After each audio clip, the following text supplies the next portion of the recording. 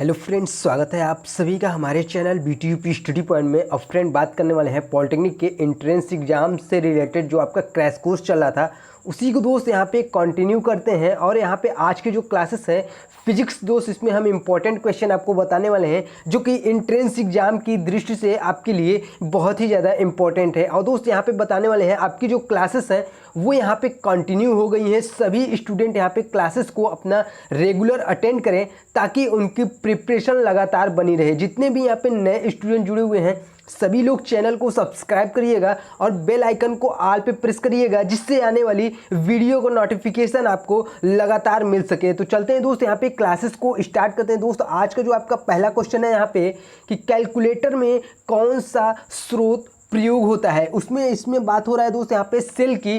तो इसमें आपको बताया गया है कि कैलकुलेटर जो आप यहाँ पे व्यवहारिक जीवन में प्रयोग करते हैं कैलकुलेटर, उसमें कौन से स्रोत का प्रयोग किया जाता है, अर्थात कौन से सेल का प्रयोग किया जाता है। तो उसमें आपका लेक्लांसे सेल का प्रयोग किया जाता है। ऑप्शन दोस्त इसका ए बिल्कुल ही करेक्ट आंसर है। यहाँ पे चलते हैं दोस्त हम यहाँ पे अगले क्वेश्चन की ओर। यहाँ पे अगला क्वेश्चन है दोस्त यहाँ पे जल को ऊपर से गिराया जाता है तो ताप। तो दोस्त यहाँ पे जल को जब आप ऊपर से गिराएंगे तो उसके ताप में क्या होगा, ऊंचाई पर स्थिति, जब आप ऊंचाई पर जल की स्थितिज ऊर्जा भूमि पर जब आएगी तो वो क्या होगी, गतिज ऊर्जा में परिवर्तन होती है। ठीक है, जिसके कारण क्या होता है, उसका जो ताप होता है वो बढ़ जाता है। ठीक है, तो इसमें ऑप्शन आपका ए बिल्कुल ही यहाँ पे करेक्ट आंसर होगा। जब भी आप यहाँ पे जल को ऊपर, यहाँ बोल रहा है कि जल को ऊपर से गिराने पर, जल अगर आप ऊपर से दोस्त गिराएंगे तो जल की जो स्थितिज ऊर्जा होती है वो भूमि पर आने पर क्या होता है, गतिज ऊर्जा में परिवर्तित हो जाती है, जिसके कारण उसका टेम्परेचर जो होता है वो क्या होता है, इंक्रीज हो जाता है, बढ़ जाता है। ऑप्शन दोस्त इसका बिल्कुल ही यहाँ पे करेक्ट आंसर ए हो जाएगा। चलते हैं दोस्त हम यहाँ पे अगले क्वेश्चन की ओर। अगला क्वेश्चन दोस्त यहाँ पे न्यूमेरिकल टाइप का क्वेश्चन है, ध्यान से समझिएगा। क्वेश्चन आपको बोल क्या रहा है, बोल रहा है किसी टरबाइन के ब्लेडों पर 100 किग्रा प्रति सेकेंड की दर से झरने से पानी गिर रहा है। यदि झरने की ऊंचाई 100 मीटर हो तो टरबाइन को दी जाने वाली शक्ति कितनी होगी। तो यहाँ पे जो फार्मूला होता है शक्ति P बराबर mgh अपान में T, क्या होगा दोस्त, P इक्वल टू mgh अपान में T, जहाँ पे आपका यहाँ पे h ऊंचाई जो दिया है 100 दिया है, कितना 100 मीटर आपका ऊंचाई दिया हुआ है। यहाँ पे आपका जो ब्लेडों से 100 किग्रा प्रति सेकेंड की दर से, ठीक है, कितना दोस्त यहाँ पे 100 किग्रा प्रति सेकेंड की दर से यहाँ पे g की वैल्यू। ठीक है, तो सबसे पहले हम क्या करेंगे, यहाँ पे फॉर्मूले में दी गई वैल्यू को हम रख देंगे। ठीक है, यहाँ पे आप देखिएगा P इक्वल टू क्या हो जाएगा, P equal to 100 into 10 into 100 upon में क्या हो जाएगा, ये आपका T इक्वल टू क्या है, यहाँ पे 1 है जो आपका टाइम है। ठीक है, ये कितना हो जाएगा 100 इंटू 100 इंटू 10 इक्वल टू क्या हो जाएगा, यहाँ पे 10 टू पावर 5 वाट हो जाएगा। क्या हो जाएगा दोस्त, यहाँ पे 10 टू पावर 5 वाट। इसी को हम क्या लिख सकते हैं, 100 किलो वाट। क्या लिख सकते हैं दोस्त, यहाँ पे 100 किलो वाट। ठीक है, तो ऑप्शन दोस्त इसका ए बिल्कुल ही करेक्ट आंसर हो जाएगा। यहाँ पे बात करेंगे दोस्त हम यहाँ पे चलते हैं अगले क्वेश्चन की ओर। अगला क्वेश्चन है दोस्त यहाँ पे, निम्न में से कौन सा ऊर्जा का मात्रक नहीं है। तो इसमें से दोस्त आपको बताना है कि कौन सा आपका ऊर्जा का मात्रक नहीं है। ऑप्शन देखिएगा दोस्त, यहाँ पे ऑप्शन आपका दिया हुआ है। ऑप्शन ए है आपका कैलोरी, ऑप्शन बी है जूल, ऑप्शन सी है इलेक्ट्रॉन वोल्ट, ऑप्शन डी है वाट। तो इसका जो करेक्ट आंसर है वो आपका डी होगा, वाट इसका आंसर होगा। कौन सा इसका ऊर्जा का मात्रक नहीं है, तो वाट आपका ऊर्जा का मात्रक नहीं है, जबकि आपका जूल जो है वो आपका ऊर्जा का मात्रक है, कैलोरी जो है वो भी आपका ऊर्जा का मात्रक है, और इलेक्ट्रॉन वोल्ट भी आपका ऊर्जा का मात्रक है। इसमें आपका वाट जो है वो ऊर्जा का मात्रक नहीं है। ऑप्शन डी दोस्त इसका बिल्कुल ही यहाँ पे करेक्ट आंसर है। अगले क्वेश्चन की दोस्त यहाँ पे चलते हैं। अगला क्वेश्चन है दोस्त यहाँ पे वेरी इजी क्वेश्चन है, सबसे कठोर धातु कौन सी है। तो इसमें से तो आपका हीरा है दोस्त, ऑप्शन बी बिल्कुल ही करेक्ट आंसर है। हीरा आपका सबसे कठोर धातु है। चलेंगे दोस्त हम यहाँ पे अगले क्वेश्चन की। तो दोस्त यहाँ पे अगला क्वेश्चन है, प्रकाश को उत्तल लेंस से गुजारने पर उनके विभिन्न रंगों का भिन्न भिन्न स्थानों पर प्रतिबिंब का बनना क्या कहलाता है। तो एक चीज़ आप ध्यान दीजिएगा, यहाँ पे मैं आपको इसमें कुछ पॉइंट बताऊंगा आपको इसमें कहता क्या है यहाँ पे, ठीक है। तो इसको देखिएगा, इसका ऑप्शन डी आपका बिल्कुल ही यहाँ पे करेक्ट आंसर है, वर्ड विपतन इसका आंसर होगा। एक चीज़ आप समझिएगा, श्वेत प्रकाश से प्रकाशित किसी वस्तु के लेंस द्वारा बना प्रतिबिंब प्रायः रंगीन और अस्पष्ट होता है। लेंस द्वारा उत्पन्न प्रतिबिंब के इसी दोष को हम क्या कहते हैं, वर्ण विपतन कहते हैं। क्या कहते हैं दोस्त, यहाँ पे वर्ण विपतन कहते हैं। ये आपको क्वेश्चन क्या बोला था कि प्रकाश को उत्तल लेंस से गुजारने पर विभिन्न रंगों का भिन्न भिन्न स्थानों पर प्रतिबिंब का बनना क्या कहलाता है, ठीक है। तो ये आपका वर्ण विपतन कहलाता है। कब कहलाता है, जब श्वेत प्रकाश प्रकाशित किसी वस्तु के लेंस द्वारा बना प्रतिबिंब प्राय कैसा होता है, रंगीन और अस्पष्ट होता है।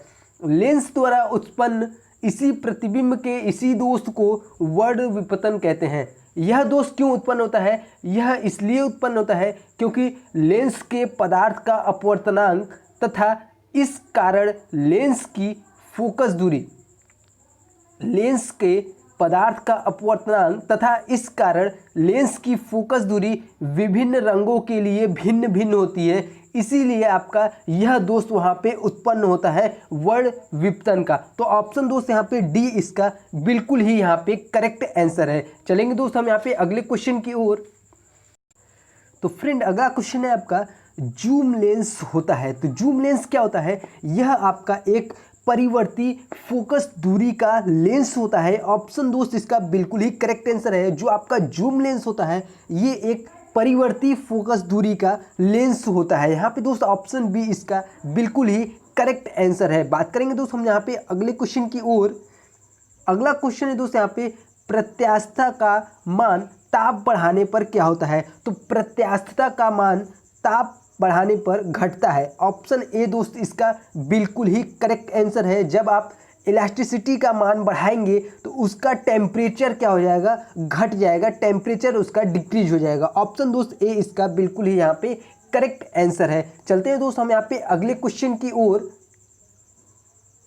अगला क्वेश्चन है दोस्त यहाँ पे, ताप जो प्रत्यास्थता होती है क्या होती है दोस्त, ताप बढ़ाने पर घटती है। अगला क्वेश्चन यहाँ पे, घड़ी में चाबी देने पर उसमें संचित ऊर्जा हो जाती है। तो घड़ी में चाबी देने पर क्या होता है, वहाँ पे संचित ऊर्जा क्या हो जाती है। ऑप्शन दोस्त अगर इसमें ऑप्शन की बात करें तो ऑप्शन ए इसका बिल्कुल ही करेक्ट आंसर है। उसमें कौन सी ऊर्जा संचित हो जाती है, उसमें यांत्रिक ऊर्जा संचित हो जाती है। कौन सी दोस्त, यहाँ पे मैकेनिकल ऊर्जा यहाँ पे संचित हो जाती है। ऑप्शन ए इसका बिल्कुल ही करेक्ट आंसर है, यांत्रिक ऊर्जा उसमें संचित हो जाती है। चलेंगे दोस्त हम यहाँ पे अगले क्वेश्चन की ओर। अगला क्वेश्चन है दोस्त यहाँ पे, कांच में किस रंग के लिए प्रकाश का वेग सबसे अधिकतम होता है।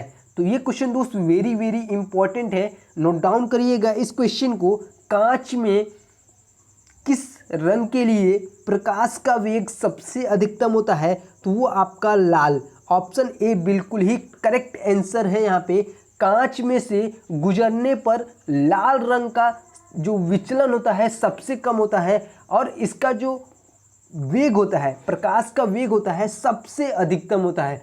अतः इसीलिए दोस्त यहाँ पे कांच में जो प्रकाश का वेग लाल रंग के लिए सबसे अधिक होता है और इसका विचलित जो होता है वो आपका सबसे कम होता है। कांच में जब आप लाल रंग को गुजारेंगे तो उसमें विचलन जो होगा वो सबसे कम होता है, इसीलिए प्रकाश का वेग लाल रंग के लिए सबसे अधिकतम होता है। ऑप्शन ए इसका बिल्कुल ही करेक्ट आंसर है। चलते हैं दोस्त हम यहाँ पे अगले क्वेश्चन की ओर। अगला क्वेश्चन है दोस्त यहाँ पे, साबुन के घोल के बुलबुले में विभिन्न रंग दिखने का कारण क्या है। तो इसका दोस्त जो आपका कारण है वो आपका व्यतिकरण है। बी इसका बिल्कुल ही करेक्ट आंसर है। यहाँ पे दोस्त साबुन के रंगहीन घोल के बुलबुलों में चमकदार रंग दिखाई देते हैं। ये रंग फिल्म के ऊपरी या निचली पृष्ठों से परावर्तित सूर्य की प्रकाश तरंगों में व्यतिकरण होने से उत्पन्न होता है। व्यतिकरण क्या होता है दोस्त, यहाँ पे ध्यान से समझिएगा। जब सूर्य का प्रकाश पतली परत पर गिरता है तो इसका कुछ भाग फिल्म के ऊपर पृष्ठ से परावर्तित हो जाता है तथा जो शेष भाग होता है वो फिल्म में प्रवेश करता है और फिल्म के निचले पृष्ठ से होकर पुनः ऊपरी पृष्ठ पे बाहर आ जाता है। दोनों पृष्ठों से परावर्तित प्रकाश कला संबंध है। अतः जब यह प्रकाश आँख में प्रवेश करता है तो उसमें क्या होता है, व्यतिकरण दिखाई देता है। ठीक है, इसलिए दोस्त यहाँ पे बिल्कुल ही करेक्ट आंसर आपका बी है। यहाँ पे व्यतिकरण इसका बिल्कुल ही आंसर है यहाँ पे करेक्ट। आपने देखा होगा यहाँ पे दैनिक जीवन में आपने प्रयोग किया होगा, साबुन के घोल में अगर आपने देखा होगा बुलबुले तो वो चमकीले दिखाई देते हैं। कैसे दोस्त, यहाँ पे चमकीले दिखाई देते हैं। तो उसका आपका जो रीजन है वो क्या है, व्यतिकरण है। ऑप्शन बी इसका बिल्कुल ही करेक्ट आंसर है। तो आज के लिए दोस्त बस इतना ही। मिलेंगे दोस्त हम यहाँ पे नेक्स्ट क्लासेस में। आशा करते हैं आज के सभी क्वेश्चनों को आप अच्छी तरीके से समझ गए हैं। जितने भी यहाँ पे नए स्टूडेंट जुड़े हुए हैं सभी लोग चैनल को सब्सक्राइब करिएगा। साथ ही दोस्त वीडियो को अपने फेसबुक और व्हाट्सएप ग्रुप में शेयर जरूर करिएगा ताकि दोस्त अधिक से अधिक स्टूडेंट यहाँ पे जुड़ सके। धन्यवाद।